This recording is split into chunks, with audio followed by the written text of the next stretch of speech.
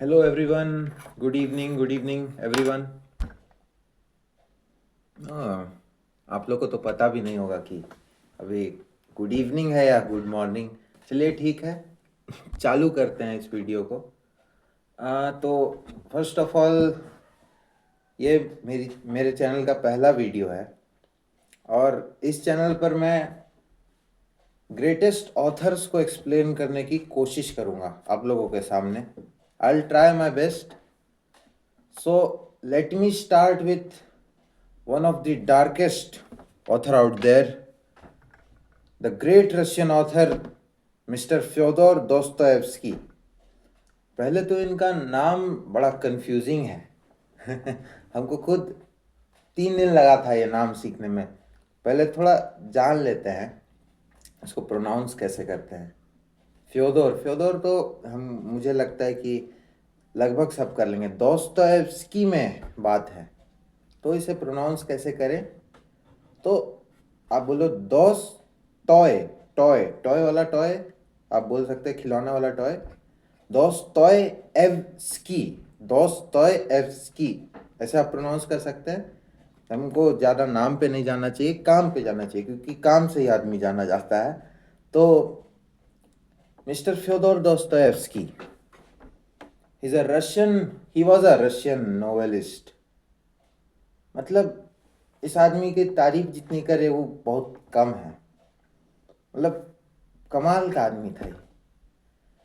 मतलब लगभग 11 नोवेल, 17 से 18 शॉर्ट स्टोरी और बहुत डार्क ऑथर है। आप इनका वर्क पढ़ेंगे तो आपको पता चलेगा कि ये मतलब इतना कॉम्प्लेक्स लिखते हैं। और उस टाइम 1800s के टाइम पे ये ऑथर पैदा हुए थे। तो एक साइकोलॉजिकल थ्रिलर लिखते हैं ये कहानी। मतलब जनरल लगभग सारी इनकी साइकोलॉजिकल थ्रिलर है, जैसे crime and punishment, the brothers Karamazov, the idiot, फिर डेविल्स या डीमंस भी बोला जाता है उसको कहीं कहीं, या फिर वाइट नाइट्स तो थोड़ा रोमांटिक में चल जाएगा। नहीं तो चलिए स्टार्ट करते हैं। इस वीडियो में मैं उनके चाइल्डहुड ट्रॉमा और थोड़ा सा यूथ के बारे में बताऊंगा। अगली वीडियो में हम इनके करियर के बारे में भी डिस्कस करेंगे। अभी थोड़ा बहुत जानते हैं इस ऑथर के बारे में, क्योंकि ये ऑथर बहुत सीखने वाला है। मतलब इस आदमी से बहुत कुछ सीखा जा सकता है। और आप इनकी कहानी पढ़ेंगे तब पता चलेगा। इनकी बायोग्राफी है लगभग 1-1.5 हजार पन्ने की, बहुत बड़ी। मैं खुद नहीं पढ़ पाऊंगा उतना।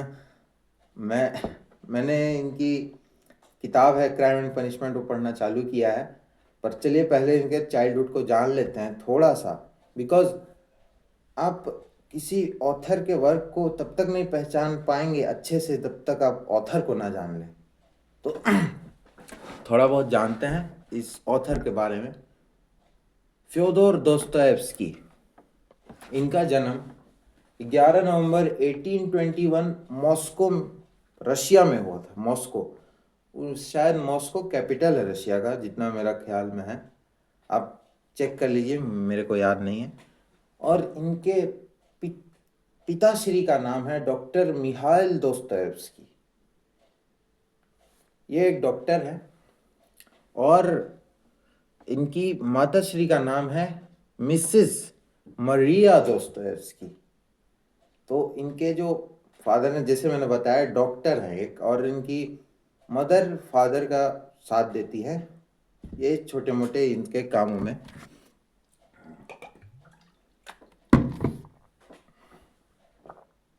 और अभी मतलब जब दोस्तोयेव्स्की पैदा हुए हैं तब इनके फैमिली कंडीशंस उतने अच्छे हैं नहीं, ये हैं पुअर। तो मतलब जो दोस्तोयेव्स्की के पापा थे, मतलब कि मिहाइल दोस्तोयेव्स्की, उनका आप पहले लीनिएज खोल के देखिएगा तो वो नोबिलिटी क्लास में थे। नोबिलिटी क्लास मतलब उस टाइम रशिया में जार का रूल चलता था। जार मतलब वही राजा था एक तो, जार, जार नाम था उसका। तो वैसे जार निकोलस जो भी नाम था, उतना मेरे को याद ध्यान में नहीं है।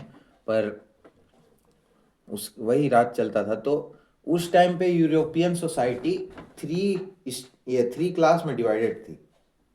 जैसे first state, second state, third state. First state में क्लर्जी, जो पंडित गिरी करते थे लोग वैसे, और सेकंड क्लास हो गया आपका ये नोबिलिटी। नोबिलिटी क्लास से इनके फादर के जो एंसेस्टर्स थे बिलोंग करते थे, पर जैसे धीरे धीरे जनरेशन बाय जनरेशन आगे बढ़ते गया, ये पुअर होते गए, उनकी लीनियज थोड़ी कुछ ज़्यादा ही पुअर हो गई। और अभी इनके पापा को वही रिस्पेक्ट नोबिलिटी वाली वापस चाहिए थी। पर इनके पापा डॉक्टर हैं, तो आजकल तो डॉक्टर कितना पैसा कमाता है, बहुत छापता है पैसा। पर उस टाइम रशिया में डॉक्टर को एक नोबल प्रोफेशन माना जाता था, पर डॉक्टर को उतने पैसे नहीं मिलते थे। गरीबी में देखा, बचपन से गरीबी देखी इन्होंने बहुत, मतलब गरीब परिवार था तो गरीबी क्यों नहीं देखेंगे, मैं भी क्या बोल रहा हूँ। उनकी माँ बहुत काइंड हार्टेड इंसान थी, पापा थोड़े स्ट्रिक्ट थे। चलिए आगे बात करते हैं इसकी।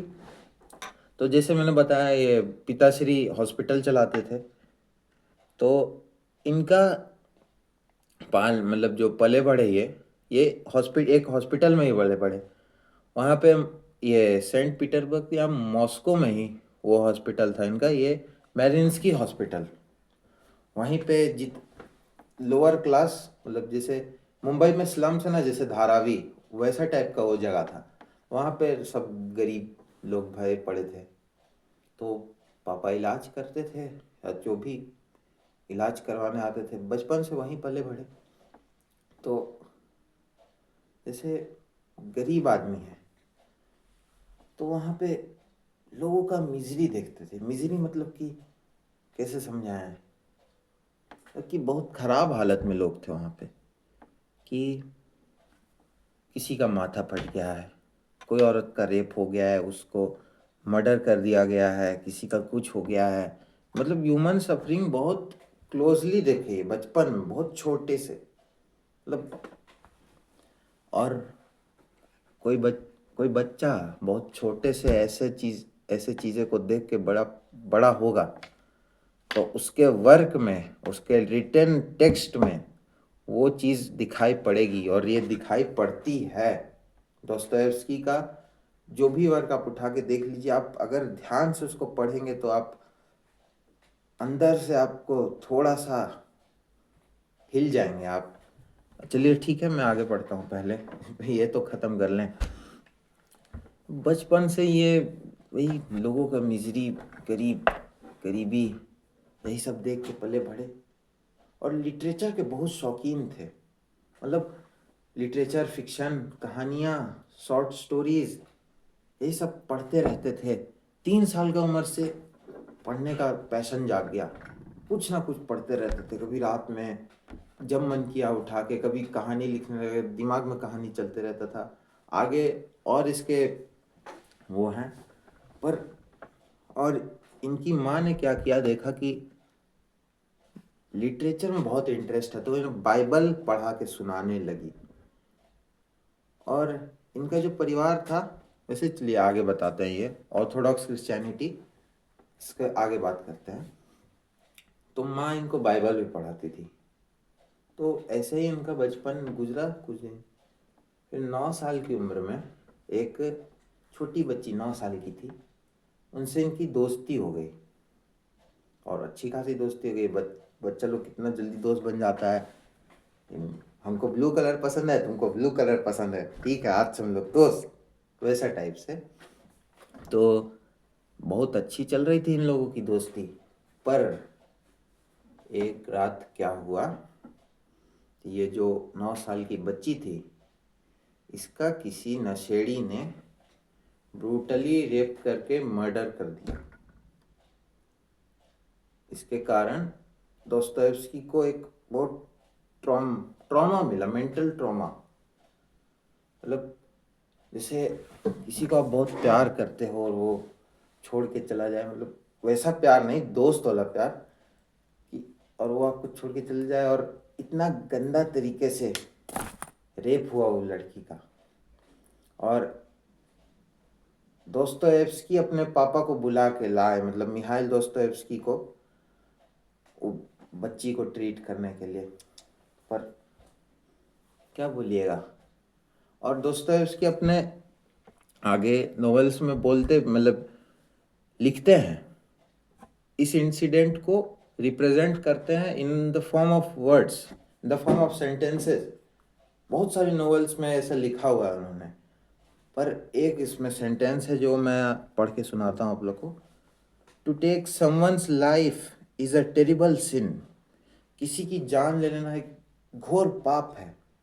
But to take away one's faith in the beauty of life is even more terrible crime. पर किसी का विश्वास, जिंदगी की खूबसूरती को लेकर उठा देना, वो और बड़ा पाप है। और इसको एक एग्जाम्पल से समझते हैं कि जैसे कैसे इसको समझाया जा सकता है।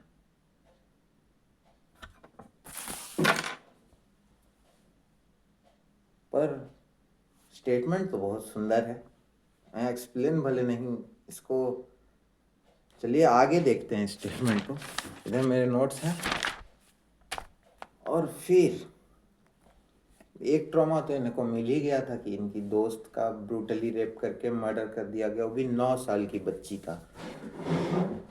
अब आगे क्या होता है कि इनकी मदर की डेथ हो जाती है। 27 फरवरी 1837 को इनकी माँ मरिया दोस्तोयेव्स्की का डेथ हो जाता है ड्यू टू ट्यूबरकुलोसिस। और इनकी जो माँ थी, इनका अकेला इमोशनल सपोर्ट थी। इमोशनल सपोर्ट क्योंकि फादर थोड़े स्ट्रिक्ट थे, बहुत कंट्रोलिंग फादर थे, ज़्यादा मतलब ध्यान देते थे बच्चा लोग को, तो मानेगा ही कोई भी बाप रहेगा तो। पर एक माँ थी जो बहुत लगाव रखती थी। कई बचपन से लोग का मिजरी देखे हैं, इतना दुख देखे हैं, इतना गरीबी देखे हैं। कोई एक ठो होता है ना एम्पैथी सिंपैथी दिखाने वाला, दयालु, वैसी थी इनकी माँ। अब माँ भी चल बसी। अब बेचारा क्या करे। इनकी माँ, एक ये जिक्र आता है बायोग्राफी में, ये जो लिखा गया है कि इनकी माँ जो थी इतनी दयालु थी कि जो ये इनके पापा ने एक कंट्री साइड पे एक ज़मीन खरीदी थी, तो वहाँ पे ना सर्फ्स काम करते। सर्फ्स मतलब बंधुआ मजदूर जो सब होता है कि जिनको पैसा वैसा भी नहीं दिया जाता है, जो भी उतना ध्यान नहीं है हमको। तो इनकी माँ मदद करती थी, उनका मदद करती थी, मतलब कि खुद पैसा नहीं है उतना, पर फिर भी उनको उनके फैमिली को चलाने के लिए पैसा देती थी, मतलब कि मदद करती थी उनका। सेल्फलेसनेस, यहाँ पे सेल्फलेसनेस दिखता है। दोस्तोयेव्स्की भी अपने ये कैरेक्टर्स में ये सब चीज़ डालते हैं। जैसे आप अगर क्राइम एंड पनिशमेंट पढ़ेंगे तो उसमें जो सोनिया का कैरेक्टर है वो दोस्तोयेव्स्की की मदर से मुझे जितना लगता है इंस्पायर्ड है। जितना मैंने क्राइम एंड पनिशमेंट पढ़ा है, मैंने भी पूरा नहीं पढ़ा है, इसलिए बहुत स्पिरिचुअल लेडी थी, मतलब क्रिश्चियनिटी में बहुत बिलीव। मैंने पहले बताया कि दोस्तोयेव्स्की को बाइबल रीड करके सुनाती थी, तो इनका अकेला इमोशनल सपोर्ट चला गया। अब फादर बचे। फादर अकेले, कुछ 7-8 भाई बहन मिला के, दोस्त, हाँ बहुत सारे भाई बहन थे, ये शायद 3rd नंबर के थे। अब फादर जो थे, तो मैंने जैसे बताया कि इनके एंसेस्टर्स नोबिलिटी थे, मतलब पहले ये लोग अमीर हुआ करते थे, खानदानी अमीर, फिर धीरे धीरे डिक्लाइन हो गए। तो इनके फादर अपने ओल्ड नोबिलिटी का स्टेटस वापस से रिगेन करना चाहते थे कि हम लोग फिर कैसे ना कैसे करके हम लोग का फैमिली कंडीशन सही हो जाए, हम लोग इस गरीबी से निकल जाएं, हम लोग फिर नोबल क्लास में पहुंच जाए। पर जैसे मैंने बताया कि उस टाइम रशिया में डॉक्टर्स को उतना पैसा नहीं मिलता था। डॉक्टर को एक नोबल प्रोफेशन माना जा रहा है, पर अब पैसा नहीं दोगे यार तो बिन ये भूखे पेट भजन ना होए गोपाला। भूखे पेट भजन ना होए गोपाला, तो वही बात है यहाँ पे। पर इनके जो फादर थे, इसके चलते जो ये रिगेन अपना स्टेटस करना चाह रहे थे, इसके चलते इनमें बहुत थोड़े से अनकंफर्टेबल ट्रेट्स थे, जो जैसे आजकल डैडी इशू होते हैं ना, कि अपने फादर से ही प्रॉब्लम है, पापा से लड़ाई कर रहे हैं, कुछ कर रहे हैं, पापा कुछ मना कर दिए तो सब लड़ने में लगा हुआ है, वैसा टाइप से थोड़ा सा दोस्तोयेव्स्की का फादर से आर्गुमेंट हीटेड चलता था। तो इनके पापर एक पापर बोल रहे हैं ये पापा एक ये ऑर्थोडॉक्स क्रिश्चियन था। ऑर्थोडॉक्सी का मतलब होता है कट्टरता, मतलब एक चीज को ऐसे तरीके से मान लेना कि मेरा धर्म सबसे तगड़ा है, मतलब राम जी, अल्लाह कुछ नहीं। मतलब I am not spreading hate for any religion, I am a secular person, I respect each and every religion, but example देने पड़ते हैं ना यार तो समझो थोड़ा, नो ऑफेंस नो ऑफेंस। तो बहुत कंट्रोलिंग फादर थे और बहुत स्ट्रिक्ट थे, बहुत कंट्रोल में रखते थे दोस्तोयेव्स्की को। बचपन में मतलब कि 10 बजे सोना है तो 10 बजे सोना है, 5 बजे उठ जाना है तो 5 बजे उठ जाना है, डिसिप्लिन थे। और इसके चलते दोस्तोयेव्स्की में ये दिखता है रोल, मतलब ऐसा कि मतलब दोस्तोयेव्स्की भी आगे चलकर डिसिप्लिन हो गए थे इनके चलते। मतलब जो फादर इतना जोर डालते थे, हाँ 10 बजे सो, 4 बजे उठना है या 5 बजे उठना है, इतना टाइम पे ब्रश करना है, ऐसा वो करना है, ये करना है, ऐसे टाइप से बहुत पर क्रूएल थे थोड़े से, दोस्तोयेव्स्की पे चढ़ जाते थे बार बार। और जैसे मैंने बताया कि दोस्तोयेव्स्की लिटरेचर बहुत पढ़ा करते थे ना, कभी कभी इनके फादर से लेकर कुछ आर्ग्यूमेंट हो जाते थे और फादर चढ़ भी जाते थे, मतलब दोनों बाप बेटा लड़ रहा बैठ के कि ये है तो ये क्यों नहीं, मतलब कुछ भी आर्ग्यूमेंट हो गया कि कौन सा धर्म अच्छा है या ये आइडिया बेकार है, वो बेकार है, मतलब स्टोइसिज्म अच्छा है, या जो भी फिलोसफिकल डिबेट्स होती थी या जो भी डिबेट्स होती थी, बहुत अलग अलग राइटर्स को पढ़ते थे ना, क्योंकि अलेक्जेंडर पुश्किन, अलग अलग रशियन नोवेलिस्ट को पढ़ते थे दोस्तोयेव्स्की। तो ये जो एंगर था ना दोस्तोयेव्स्की में भी आ गया, मतलब कि जो पापा थोड़े गुस्सैल थे, मतलब थोड़े स्ट्रिक्ट थे, तो थोड़ा बहुत दोस्तोयेव्स्की भी शॉर्ट टेम्पर्ड हो गए थे, क्या बोलते हैं जैसे चढ़ जाते थे फादर पे, बहुत गुस्सा हो जाते थे बीच बीच में। तो फादर बोलते भी थे कि बेटा देखो, अभी तो तुम मेरे साथ कर रहा है, पर ऐसा हो सकता है कि तुम्हारा ये बिहेवियर का चलते तुमको जेल वेल जाना पड़े। और आगे होता भी है ऐसा, दोस्तोयेव्स्की को साइबेरिया में सेंटेंस किया जाता है, डेथ सेंटेंस दिया जाता है। आगे आगे वीडियो बनाऊंगा मैं तो उसमें डिस्कस किया जाएगा। तो जो फादर थे, जैसे मैंने बताया कि अपने स्टेटस को रिगेन करना चाहते थे, और उस टाइम रशिया में इंडस्ट्रियलाइजेशन हो रहा था, ब्रिटेन में मतलब मशीन बन रही थी, तो उस टाइम इंजीनियर्स की बहुत डिमांड थी, जो स्किल्ड लेबर जैसे इंजीनियर। तो इन्होंने क्या सोचा कि इसको इंजीनियरिंग फील्ड में भेज देते हैं, जैसे आजकल का भी बहुत माँ बाप लोग करता है बिना पूछे कि मेरा बेटा आईआईटी करेगा, हाँ अगर मन है तो करो, नहीं मन है तो ठीक है, अभी भटकना नहीं है, सॉरी। तो पर जो दोस्तोयेव्स्की थे उनको तो राइटिंग में बहुत इंटरेस्ट था, पर उस टाइम राइटिंग का ऐसा कोई फ्यूचर उनका पापा देख नहीं पा रहे थे, मतलब मिहाइल दोस्तोयेव्स्की नहीं देख पा रहे थे। तो इन्होंने क्या किया, इनके बाबूजी ने, कि इनको मिलिट्री इंजीनियरिंग इंस्टीट्यूट में भर्ती करवा दिया। अब मिलिट्री इंजीनियरिंग इंस्टीट्यूट में ज़्यादातर लोग पैसे वाले रहते थे, मतलब एरिस्टोक्रेटिक क्लास के लोग रहते थे, मतलब राजशाही खानदान टाइप से, मतलब बहुत पैसा रहता था उन लोग के पास।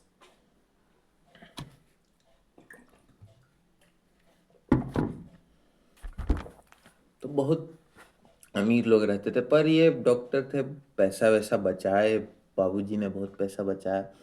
और इनको भेज दिया इंस्टीट्यूट में। तो पढ़ते थे, जाके पढ़े कुछ, पर देखते थे कि आसपास बच्चे हैं बहुत अमीर क्लास के हैं, कोई ब्रांडेड बैग खरीदा हुआ है, कोई तो कुछ तगड़ा जूता पहना हुआ है। रशिया में बहुत ठंडी होती है, सेंट पीटर्सबर्ग में था शायद इनका, शायद, चेक कर सकते हैं आप, इतना ध्यान में नहीं है। तो कोट वोट एकदम राजशाही टाइप का, तो सोचे फोमो हो गया इनको। फोमो माने फियर ऑफ मिसिंग आउट हो गया कि अरे यार सब ये कर रहा है, हमको भी ये सब चाहिए। तो सब तो हमको लुक डाउन अपॉन करेगा, मतलब कि नीचे नज़र से देखेगा, सोचेगा कि ये तो बग है, ये तो छोटा पेस्ट टाइप का है, कीड़ा है। तो अपना स्टेटस मेंटेन करने के लिए बाबूजी से लेटर लिख के पैसा मंगाते थे, बोलते थे कि पापा हमको पैसा दीजिए, थोड़ा काम पड़ गया है, पैसा दीजिए पैसा दीजिए। वो पापा थे, मेहनती बहुत थे पापा, भले कैसे भी थे, स्ट्रिक्ट थे, पर पापा, और भेजते भी थे पापा पैसा। पर अब माँ थी नहीं, तो माँ, मदर, इनकी जो मदर थी बहुत हेल्प करती थी इनके फादर के अर्निंग करने में। अब एक हेल्पिंग हैंड तो चल गया था इनके पापा का, और 7-8 बच्चे हैं, पालना है बच्चों को। तो एक बार क्या हुआ, फादर ने लेटर लिखा दोस्तोयेव्स्की को, पैसे भेज दिए, पर बोला कि देखो अब उतना हम पैसा नहीं भेज पाएंगे, ये वो, कि और भी लोगों को पालना है ना, अपना भी नीड होता है आदमी का। ऐसे ही खट रहा है वो आदमी, और दोस्तोयेव्स्की और डिमांड की हुआ, अरे हमको ये खरीदना होगा, वो खरीदना होगा, नहीं तो सब हमको नीचे नज़र से देखेगा। हाँ, दोस्तोयेव्स्की बच्चे थे उस टाइम, लगभग 18 साल के होंगे उस टाइम, तो ऐसा सोच आना नॉर्मल है। तो फिर फिर अब थोड़ा सा दोस्तोयेव्स्की के बारे में भी बात कर लेते हैं। ये सब हुआ, दोस्तोयेव्स्की इंजीनियरिंग इंस्टीट्यूट में गए, पर दोस्तोयेव्स्की को इंटरेस्ट नहीं आता था इंजीनियरिंग में, क्योंकि जो आदमी को कहानी लिखने और कहानी पढ़ने में शौक आ जाए, उसको ये दुनिया का मोह माया में वैसा कोई शौक नहीं रहता। जैसे हमको भी बहुत इंटरेस्ट है कहानी पढ़ने का, लिखने का। वैसे हम ज़्यादातर कुछ लिखे नहीं है, पर पढ़ने का बहुत शौक है या सुनने का बहुत शौक है। तो दिमाग में कहानी चलते रहता था इनका। मतलब एक रूममेट के साथ रहते थे, रूममेट क्लेम करता है कि रात में अचानक से उठ जाएंगे, बैठ के कुछ कुछ लिखने लगेंगे। दिमाग में मतलब बस कहानी चलते रहेगा, कुछ कहानी बनाते रहते थे, लिखते रहते थे, बनाते रहते थे, लिखते रहते थे, पढ़ते रहते थे कहानी। लिटरेचर का बहुत ज़्यादा शौकीन थे, मतलब आए फेबुलस फेबुलस आदमी था, मार्वलस आदमी, एकदम एक नंबर। आगे का कहानी सुनेंगे तब पता चलेगा। अब क्या होता है, मदर का डेथ हुए 2 साल हो गया लगभग। अब 1839 में इनके फादर की भी डेथ हो जाती है।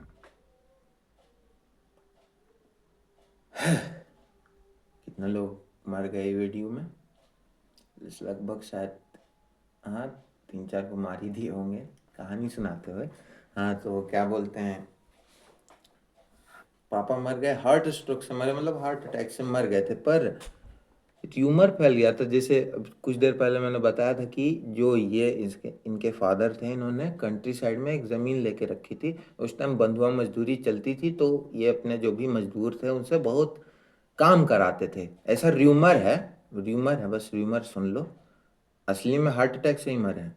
तो बहुत क्रूएल, मैंने बताया था कि इनके जो फादर थे मिहाइल दोस्तोयेव्स्की बहुत क्रूएल आदमी थे, तो बहुत बहुत खटाते थे जो मजदूर लोग थे, पीजेंट्स लोग या जो भी लोग रहते थे, ध्यान नहीं है, तो बहुत खटाते थे वो लोग को। तो एक दिन फील्डिंग सेट कर दिया है लोग उनके फादर का, बाबूजी का फील्डिंग सेट हो गया दोस्तोयेव्स्की का, और इन्होंने मिलके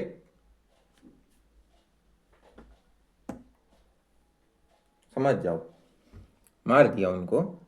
और पर ये सही नहीं है, ये सच बात नहीं है, ये बस र्यूमर उस टाइम फैला था, और ये र्यूमर का चलते दोस्तोयेव्स्की को ये र्यूमर का बारे में पता चला, और बाद में पुलिस ने कंफर्म किया कि नहीं, वो हार्ट स्ट्रोक से ही मरे हैं। और ये जो प्लॉट पॉइंट था ना, शायद इसके चलते दोस्तोयेव्स्की ने अपने द ब्रदर्स कारामाजोव का प्लॉट अगर सुना होगा, इनकी लास्ट नॉवल थी the brothers Karamazov, the greatest work of Fyodor Dostoevsky, and I consider it the greatest piece of fiction ever written, even though I haven't read it, because I know how well Dostoevsky writes a story, a plot, a character, how deep he writes the character.